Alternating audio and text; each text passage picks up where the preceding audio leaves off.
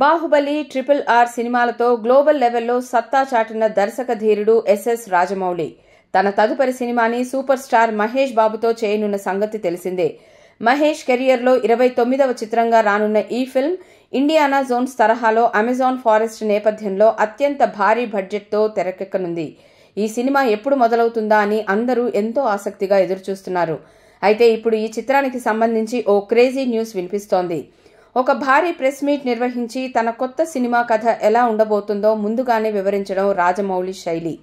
RRR విషయంలో అదే చేశారు. ఇప్పుడు SSMB 29 కోసం కూడా అదే చేయబోతున్నారట. ప్రస్తుతం ఈ మూవీ ప్రీ ప్రొడక్షన్ దశలో ఉంది. త్వరలోనే పూజా కార్యక్రమాలతో సినిమాని అధికారికంగా ప్రారంభించి తెలుగు మీడియాతో పాటు జాతీయ మీడియా సమక్షంలో భారీ ప్రెస్ మీట్ నిర్వహించి చిత్రానికి సంబంధించిన వివరాలు వెల్లడించనున్నారట. దీనికి ముహూర్తం కూడా నిర్ణయించారట. మహేష్ తండ్రి లెజెండరీ యాక్టర్ కృష్ణ జయంతి సందర్భంగా మే 31న ఈ సినిమాని అధికారికంగా ప్రకటించనున్నారట.